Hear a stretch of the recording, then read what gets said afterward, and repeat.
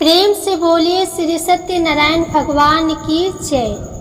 आज के दिन श्री सत्यनारायण भगवान की कथा पढ़ी अथवा सुनी जाती है। तो आइए आज आपको सुनाते हैं श्री सत्यनारायण भगवान की संपूर्ण व्रत कथा। तो कथा को पूरी श्रद्धा और प्रसन्नचित्त मन से पूरा अवश्य सुनिएगा। एक समय नैमिषारण्य तीर्थ में शौनक आदि 88,000 ऋषियों ने श्री सूत जी से पूछा, हे सूत जी, हे वेद वेदांत के ज्ञाता, इस कलयुग में वह कौन सा व्रत तप है जिसको करने से मनवांचित फल मिलता है। हे महामुनि, कृपा करके हमें कलयुग में पापों से छुटकारा और धन्य दान देने वाला कोई उपाय बताए। हम सब ऋषि मुनि आपके श्री मुख से वह उपाय सुनना चाहते हैं। श्री सूत जी बोले, हे मुनि श्रेष्ठ, तुम धन्य हो जिसने प्राणियों के हित के लिए ऐसा उत्तम प्रश्न किया है। एक बार ऐसा ही प्रश्न नारद जी ने भगवान कमलापति से किया था, वही मैं आपको सुनाता हूँ। एक बार नारद जी भ्रमण करते करते पृथ्वी लोक में जा पहुँचे।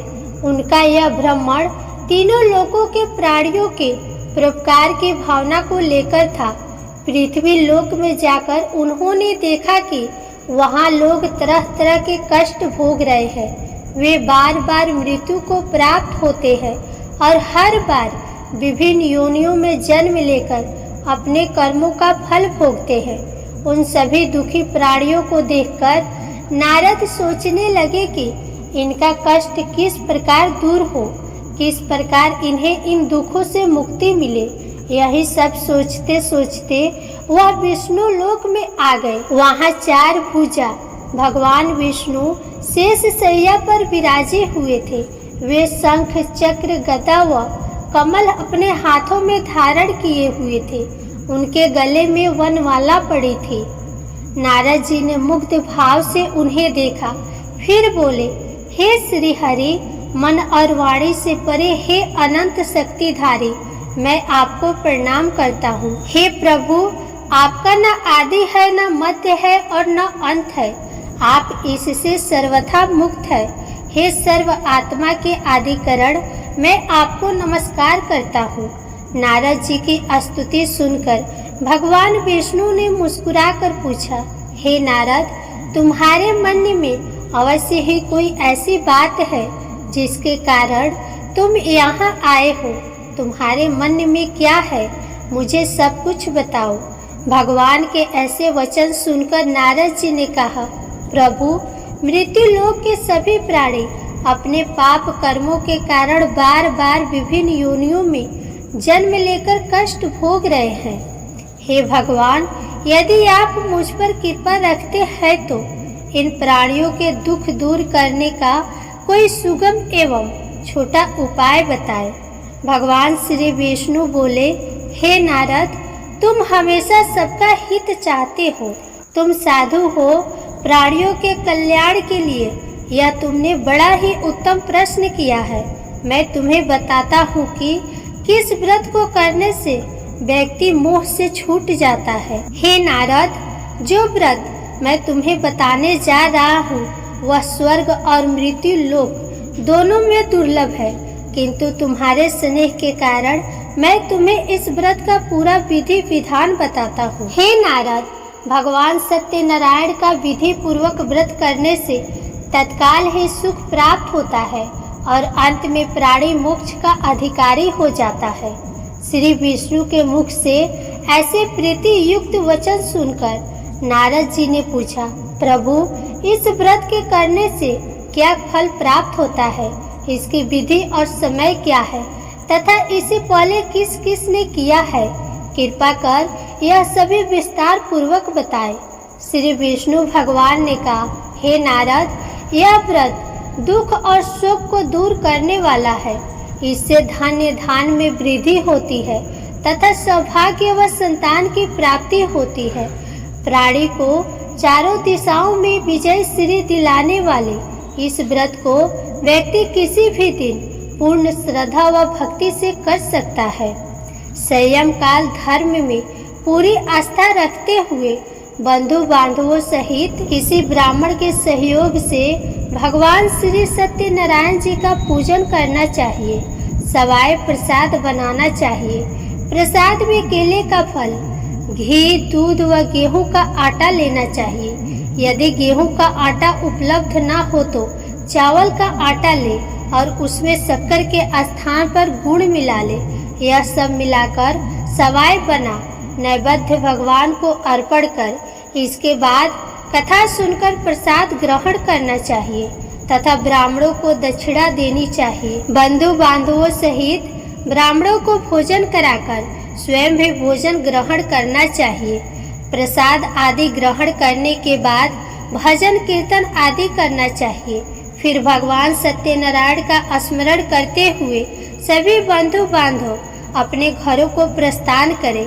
इस प्रकार जो भी भगवान श्री सत्यनारायण जी का व्रत पूजन करता है उसकी सभी मनोकामनाएं अवश्य ही पूर्ण होती है। इस कलयुग में दुख एवं दरिद्रता से छुटकारा पाने का सबसे छोटा कोई उपाय नहीं है। इसके प्रसंग में श्री सूत जी बोले, हे मुनीश्वर, पहले इस व्रत को किस किसने किया तुम्हें इस विषय में बताता हूँ, सुनिए। बहुत ही रमणीय स्थल काशीपुरी में एक बड़ा ही निर्धन ब्राह्मण रहता था। वह भूख प्यास से दुखी यहाँ वहाँ भटक भिक्षा मांगकर अपना पेट भरता था। इस ब्राह्मण को दुखी देखकर ब्राह्मणों से प्यार करने वाले भगवान विष्णु बड़े व्यथित हुए। फिर एक दिन वे बूढ़े ब्राह्मण का वेश धारण कर पृथ्वी पर आकर उस ब्राह्मण से बोले, हे विप्रवर, तुम इतने दुखी होकर इस पृथ्वी पर क्यों भटक रहे हो? कृपा कर मुझको अपनी विपदा बताओ। ब्राह्मण बोला, हे बंधु, मैं अत्यंत ही निर्धन और दुखी हूँ। क्या आप इस निर्धनता से मुक्त होने का कोई उपाय जानते हैं? यदि जानते हैं तो कृपा कर मुझको बताएं। मैं वह उपाय अवश्य ही करूँगा ताकि मुझे इस कष्टपूर्ण जीवन से मुक्ति मिले। बूढ़े ब्राह्मण ने कहा, सत्यनारायण स्वरूप भगवान विष्णु सबको मनचाहा फल देने वाले हैं। अतः हे विप्रवर, तुम उन्हीं का उत्तम व्रत व पूजन करो। भगवान सत्यनारायण का व्रत व पूजन करने से मनुष्य के सब दुख दूर हो जाते हैं। हे भगवान, गरीब ब्राह्मण ने कहा, कृपा मुझे इस व्रत का विधि विधान बताएं। आपके अनुसार मैं उत्तम फल प्रदान करने वाले इस व्रत को अवश्य ही करूँगा। बूढ़े ब्राह्मण वेशधारी भगवान विष्णु ने उसे सत्यदेव भगवान के व्रत पूजन का विधान बताया और अंतर्ध्यान हो गए। निर्धन ब्राह्मण ने मन ही मन में संकल्प लिया कि वह बूढ़े ब्राह्मण द्वारा बताया गया व्रत अवश्य करेगा। इन्हीं विचारों के कारण उसे रात भर नींद नहीं आई। दूसरे दिन वह इस संकल्प के साथ भिक्षाटन के लिए निकला कि आज जो कुछ भी भिक्षा में मिलेगा उससे मैं सत्यनारायण जी का व्रत पूजन करूंगा। उस दिन उसे भिक्षा में काफी द्रव्य प्राप्त हुआ। उसी से उस ब्राह्मण ने अपनी बंधु बांधवों सहित श्री सत्यनारायण भगवान का व्रत किया। व्रत के प्रभाव और भगवान सत्यदेव की कृपा से वह संपत्तिवान हो गया।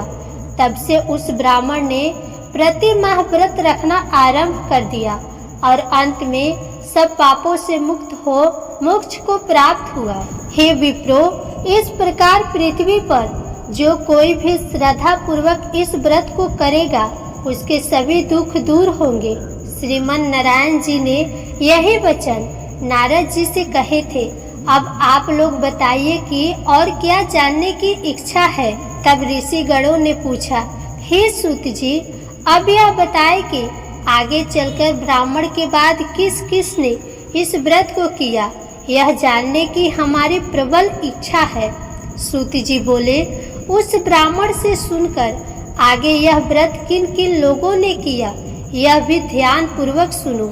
वह ब्राह्मण धन्य धान से भरपूर होकर एक बार व्रत कर रहा था कि एक लकड़हारा वहां आया। लकड़ी का बोझ बाहर रखकर वह प्यास बुझाने के उद्देश्य से ब्राह्मण के घर में गया। वहां उसने ब्राह्मण को देखा जो अपने बंधु बांधवों सहित भगवान श्री सत्यनारायण का व्रत और पूजन कर रहा था। वह सब देख लकड़हारे को बड़ी उत्सुकता हुई। उसने ब्राह्मण को प्रणाम करके पूछा, हे प्रभु, हे ब्राह्मण देव, आप यह किसका पूजन कर रहे हैं और इस पूजन का क्या फल मिलता है? कृपा कर विस्तार पूर्वक मुझे बताएं। ब्राह्मण बोला, हे भाई लकड़हारे, यह हम भगवान सत्यनारायण का व्रत और पूजन कर रहे हैं। सत्यदेव भगवान का यह व्रत सभी मनोरथों को सिद्ध करने वाला और शुभ फलदायी है। उन्हीं की कृपा से मेरे घर में यह सब धन्य धान और सुख वैभव है। यह जानकर लकड़हारा बहुत प्रसन्न हुआ। वह प्रसाद ग्रहण करके तथा जल पीकर बाहर आया और अपना गट्ठर उठाकर लकड़ी बेचने के लिए शहर को चल दिया। रास्ते में चलते चलते उसने सोचा कि आज यह लकड़ियों को बेचकर जो भी धन प्राप्त होगा उससे मैं भी भगवान सत्यनारायण का व्रत और पूजन करूंगा। यह संकल्प कर वह उसी बस्ती की ओर चल दिया जहां नगर के अमीर लोग रहते थे। भगवान सत्यनारायण की ऐसी कृपा हुई कि उस दिन उसे लकड़ियों के दुगुने दाम प्राप्त हुए। लकड़हारे ने प्रसन्न होकर पके केले, शक्कर, घी, दूध और गेहूं का आटा सवाया बनवाकर खरीद लिया और अपने घर की ओर चल पड़ा। लकड़हारे ने अपने भाई बंधुओं सहित विधि पूर्वक भगवान का पूजन व्रत किया। व्रत के प्रभाव से वह पुत्रवान और धनवान बन गया। फिर इस लोक में चिरकाल तक सुख भोग कर अंत में भगवान सत्यनारायण की कृपा से उनके लोक में चला गया। सूत जी बोले, हे मुनियों, अब मैं इससे आगे की कथा सुनाता हूँ, ध्यान पूर्वक सुनो। पूर्व काल में उल्का मुख नाम का एक बुद्धिमान राजा था। वह बड़ा ही जितेंद्र एवं सत्यवादी था। वह नित्य प्रति मंदिरों आदि में जाकर ब्राह्मणों को दान दक्षिणा देकर प्रसन्न रखता था। उसकी रानी बड़ी पतिव्रता और सुमुखी थी। एक बार वे राजा रानी भद्रशिला नदी के तट पर भगवान सत्यनारायण का व्रत कर रहे थे। उसी समय साधु नामक एक वैश्य धन्य धान से भरी अपनी नौका लेकर वहां पहुंचा। साधु वैश्य ने नाव को किनारे पर लगाकर व्रत पूजन में व्यस्त राजा रानी को देखा। फिर उनके निकट जाकर विनय पूर्वक राजा से बोला, हे राजन, आप इतने भक्ति से यह किस देवता का पूजन कर रहे हैं? कृपा कर यह सब वृतांत मुझे बताएं। राजा उसकी विनय सुनकर बोला, हे वैश्य, हम अपने बंधु बांधवों सहित विष्णु भगवान जैसे तेजस्वी भगवान श्री सत्यनारायण जी का व्रत और पूजन कर रहे हैं। यह सब हम पुत्र आदि की प्राप्ति के लिए कर रहे हैं। राजा की बात सुनकर साधु बोला, महाराज, आप कृपा करके मुझे इस व्रत के संबंध में सारा विधान बताएं ताकि मैं भी यह व्रत करूं। मेरे भी कोई संतान नहीं है। क्या इस व्रत के प्रभाव से मेरे संतान हो जाएगी? अवश्य होगी वैश्य। भगवान सत्यदेव किसी को भी निराश नहीं करते। यह कहकर राजा ने उसे व्रत से संबंधित पूरा विधि विधान बता दिया। सब कुछ जान लेने के बाद वैश्य खुशी खुशी अपने घर चल दिया। घर पहुंचकर उसने अपनी पत्नी लीलावती को सब कुछ बताया। फिर बोला, यदि हमारे घर संतान हुई तो हम भी सत्यनारायण भगवान का व्रत करेंगे। उसकी पत्नी यह सुनकर बहुत प्रसन्न हुई। इस प्रकार दिन गुजरने लगे और कुछ समय बाद लीलावती गर्भवती हो गई। 10वें माह में उसने एक कन्या को जन्म दिया। यह कन्या चंद्र की कला की भांति दिनों दिन बढ़ने लगी। इस कन्या का नाम कलावती रखा गया। एक दिन लीलावती ने अपने पति से कहा, स्वामी, आपने कहा था कि जब हमारे संतान उत्पन्न हो जाएगी तब आप भगवान सत्यनारायण का व्रत व पूजन करेंगे। अब आप अपने संकल्प के अनुसार यह कार्य क्यों नहीं करते? साधु बोला, प्रिय, हम कन्या के विवाह के समय यह व्रत कर लेंगे। इसके बाद वैश्य पुनः अपने काम से दूसरे नगर को चला गया। इधर कन्या भगवान सत्यनारायण की कृपा से तेजी से बढ़ रही थी। एक दिन वैश्य ने अपनी पुत्री को सहेलियों के साथ विचरण करते देखा तो उसे सुधि आई कि कन्या सियानी हो गई है और अब इसका विवाह कर देना चाहिए। अतः पत्नी से विचार विमर्श करके उसने शीघ्र ही कन्या के योग्य वर तलाशने के लिए अपने दूतों को भेज दिया। वैश्य की आज्ञा पाकर दूत सर्वप्रथम सुसंपन्न कांचन नगर को चल दिए। कुछ दिनों बाद वे वहां से एक बड़े ही गुणवान और सुंदर वैश्य पुत्र को अपने साथ ले आए। साधु वैश्य ने अपने बंधु बांधवों सहित उसे देखा और वार्तालाप करके संतुष्ट हो गया। फिर कुछ दिन बाद उसने विधि पूर्वक अपनी कन्या का विवाह उसके साथ कर दिया, लेकिन दुर्भाग्यवश उस समय भी वह भगवान श्री सत्यनारायण जी का व्रत और पूजन करना भूल गया। परिणाम स्वरूप श्री सत्यनारायण भगवान रुष्ट हो गए। इस प्रकार कुछ समय बीत गया। अब वैश्य ने सोचा कि व्यापार के लिए चलना चाहिए। अपने कार्य के प्रति वह सदा ही सचेत रहता था, अतः अपने जमाता को लेकर वह व्यापार के लिए चल दिया। इस बार वह समुद्र के समीप रतनसार नामक सुंदर और संपन्न नगर को गया। वहां जाकर वह अपने जमाता के साथ व्यापार में व्यस्त हो गया। इस सुंदर और संपन्न नगर में राजा चंद्रकेतु का राज्य था। उस समय अपनी प्रतिज्ञा से भ्रष्ट हुए वैश्य को भगवान सत्यनारायण ने श्राप दे दिया कि हे वैश्य, तू घोर कष्ट को प्राप्त होगा। एक दिन राजा की संपत्ति चुराकर एक चोर वहां से गया जहां वैश्य साधु और उसका जमाता ठहरे हुए थे। उसके पीछे राजा के सिपाही लगे थे, अतः डर के मारे उसने राजा का चुराया हुआ धन वहीं छोड़ दिया और अलोप हो गया।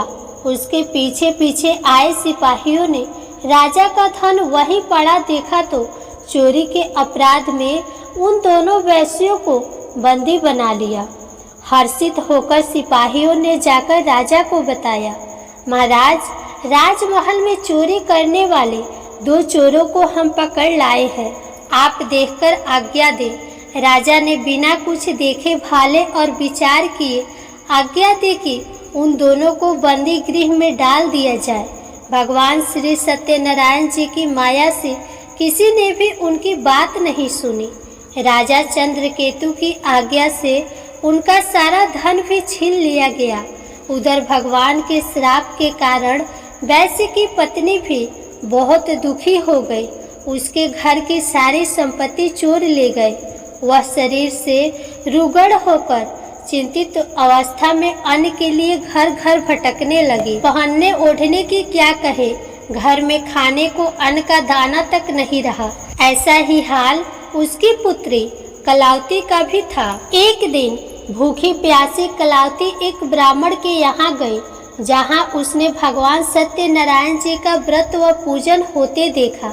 उसने वहाँ बैठकर बड़ी श्रद्धा से कथा सुनी और प्रसाद लेकर रात को अपने घर लौटी। घर आने पर उसकी माँ ने पूछा, बेटी, इतनी रात गए तक तू कहाँ थी तथा तेरे मन में क्या है? कलावती ने माँ को बताया, मैंने एक ब्राह्मण के घर पर सभी मनोकामनाओं को पूर्ण करने वाले भगवान सत्यनारायण का व्रत होते देखा है। मैं भी वही थी और श्रद्धा पूर्वक कथा श्रवण कर रही थी।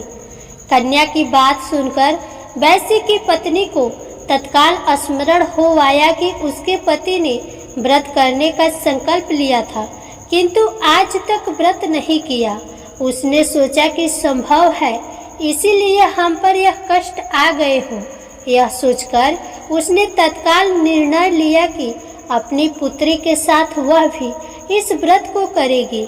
दूसरे ही दिन लीलावती ने अपने बंधु बांधवों के साथ व्रत किया और भगवान सत्यदेव से प्रार्थना की कि उसके पति व जमाता शीघ्र लौट आए और प्रभु सत्यनारायण उनके अपराध को क्षमा करे।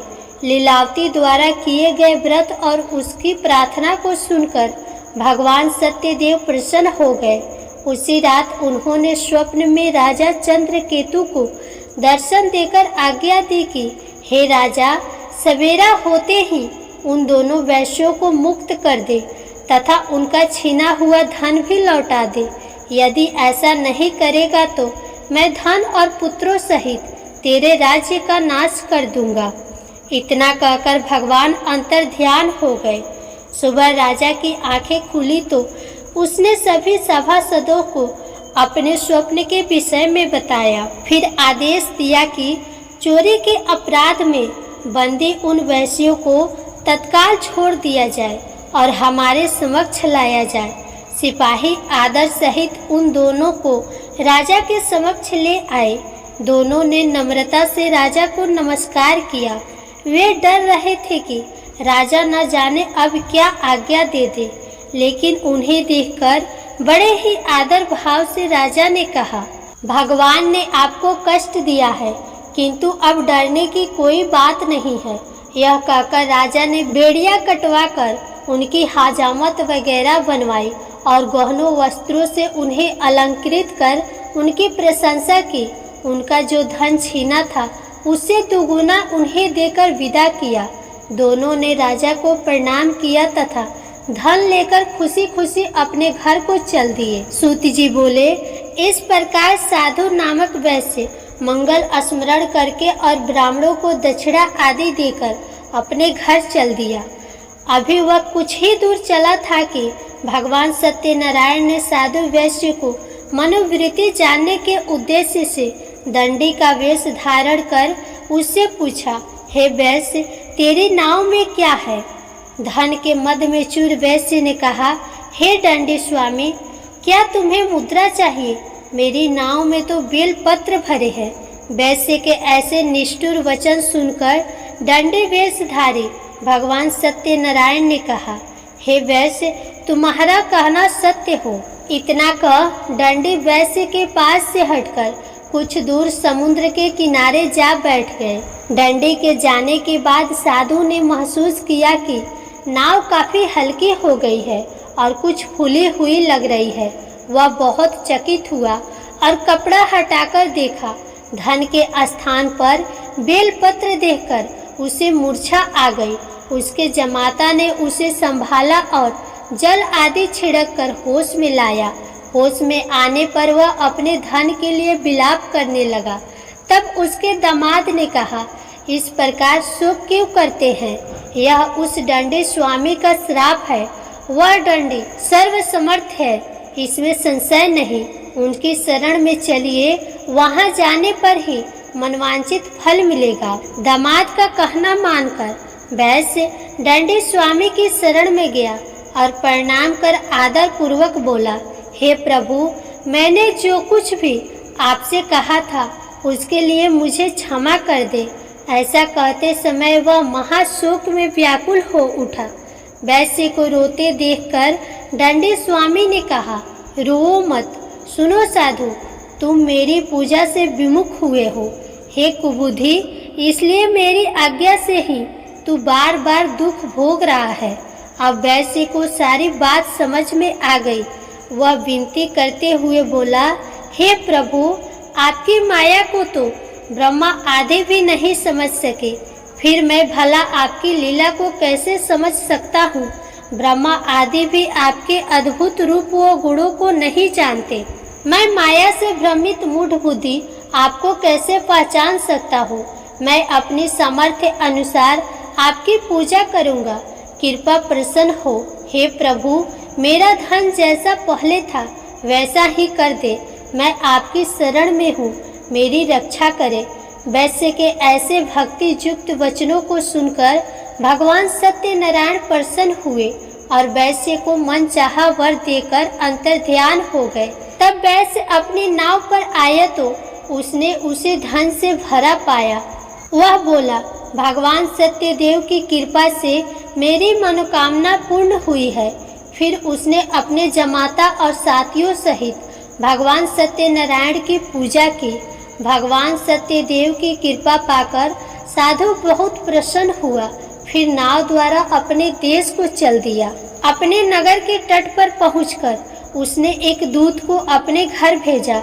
दूत ने साधु वैश्य के घर जाकर बताया कि आपके पति और जमाता सकुशल लौट आए हैं। यह जानकर वैश्य की पत्नी लीलावती अति प्रसन्न हुई।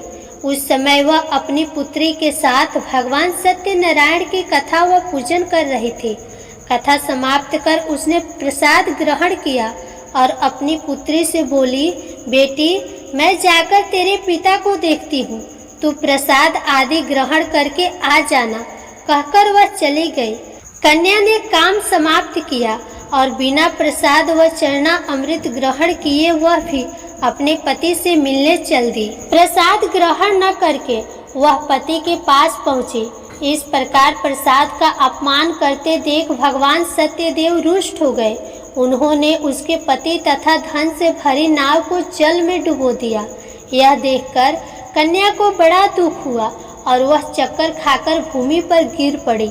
नाव को डूबते तथा कन्या को मूर्छित देखकर साधु को बड़ा आश्चर्य हुआ। मल्लाह भी अचरज करने लगे। लीलावती बेटी की ऐसी हालत देखकर बड़ी व्याकुल हुई और अपने पति से बोली, हे स्वामी, नाव सहित जमाता कहाँ और कैसे गायब हो गए? मुझे तो लगता है कि यह अवश्य ही किसी देवता का कोप है। आखिर भगवान सत्यनारायण की लीला को कौन समझ सका है? यह कहकर वह पुत्री के साथ विलाप करने लगी। उसकी पुत्री ने कहा कि वह भी अपने पति के वियोग में यही जल समाधि ले लेगी। यह देखकर वैश्य बहुत दुखी हुआ। उसे समझते देर नहीं लगी कि यह सब भगवान सत्यदेव के कुपित हो जाने के कारण हुआ है। पुत्री या पत्नी से अवश्य ही कोई भूल हुई होगी। आखिर उनकी माया को कौन समझ सकता है? मैं स्वयं उनकी माया से मोहित हूँ। उसने उन्हें अपने पास बुलाकर अपनी शंका व्यक्त की और बोला, मैं विधि विधान से भगवान सत्यनारायण का पूजन करूँगा। वे मेरी पुत्री को क्षमा करे। वह बार बार भगवान से क्षमा याचना करने लगा तो भगवान सत्यदेव उस पर प्रसन्न हो गए। तभी भविष्यवाणी हुई, हे साधु, तेरी पुत्री मेरा प्रसाद छोड़कर अपने पति को देखने आई थी। इसी कारण इसका पति नौका सहित अदृश्य हो गया है। यदि यह घर जाकर प्रसाद ग्रहण करके आए तो इसका पति इसे अवश्य ही मिल जाएगा, इसमें कोई संशय नहीं है। वैश्य की पुत्री ने भी यह भविष्यवाणी सुनी। वह तत्काल घर गई और प्रसाद ग्रहण किया। जब कन्या लौटकर आई तो उसका पति सही सलामत वहां उपस्थित था। यह देखकर वह बहुत प्रसन्न हुई और पिता से बोली, हे पिताजी, अब घर को चलिए, अब क्या देर है। हे बेटी, हमें भगवान सत्यदेव का पूजन करना है। कहकर साधु ने सबके साथ मिलकर भगवान सत्यनारायण की कथा व पूजन किया। फिर अपने बंधु बांधवों और जमाता सहित घर गया। उस दिन के बाद से वह प्रत्येक पूर्णिमा व संक्रांति को भगवान सत्यनारायण का पूजन करते हुए अनेक सुख भोगता हुआ अंत में भगवान सत्यनारायण के वैकुंठ लोक को चला गया, जो देवताओं के लिए भी दुर्लभ है तथा जहाँ सत्य, रज, तम तीनों गुण अप्रभावी रहते हैं। सूत जी ने कहा, हे मुनिगणों, सुनो, अब मैं तुम्हें इससे आगे की कथा सुनाता हूँ।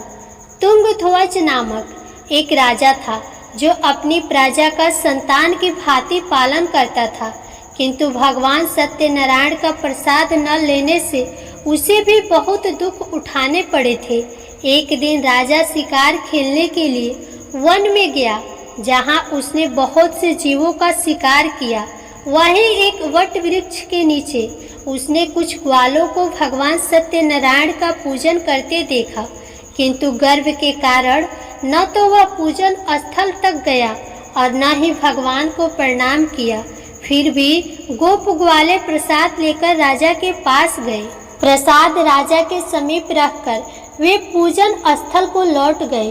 राजा ने प्रसाद की ओर देखा भी नहीं, जिसके कारण उसे बड़ा ही दुख भोगना पड़ा। उसके 100 पुत्र, धान्य व राज्य सभी कुछ नष्ट हो गए। अतः राजा वहीं पहुंचा जहां भगवान सत्यदेव का पूजन हो रहा था। वहां जाकर राजा ने ग्वाल वालों के संग भगवान सत्यनारायण का पूजन किया और क्षमा याचना की।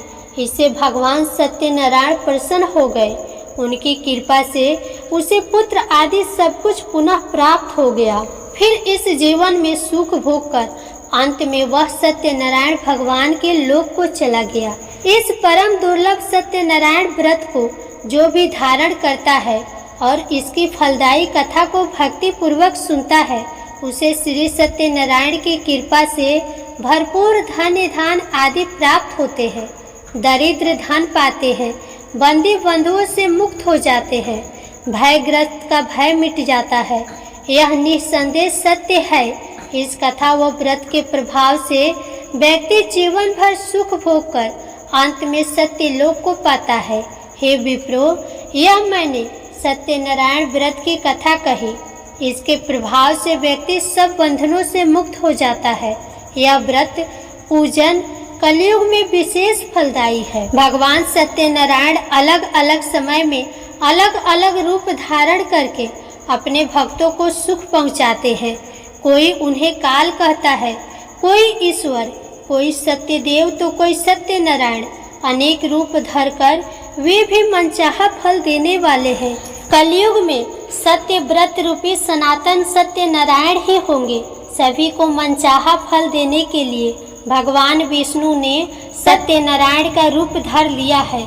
हे मुनिगण, जो इस कथा का नित्य पाठ करेंगे अथवा सुनेंगे, श्री सत्यनारायण की कृपा से उनके समस्त पाप नष्ट हो जाएंगे। सूत जी बोले, हे मुनीश्वरों, जिन्होंने सत्यनारायण का व्रत पहले किया था, उनके अगले जन्म की कथा सुनाता हूँ। सुनो। महान बुद्धिमान शतानंद ब्राह्मण सुदामा हुआ और श्री कृष्ण की आराधना कर मोक्ष को प्राप्त हुआ। लकड़ी बेचने वाला लकड़हारा भील गुहराज बना और श्री राम जी की सेवा कर मोक्ष का अधिकारी हुआ। राजा उल्का मुख महाराज दशरथ हुए और श्री रंगनाथ की पूजा कर वैकुंठवासी हुए। साधु वैश्य सत्य व्रतधारी मोरध्वज राज बना।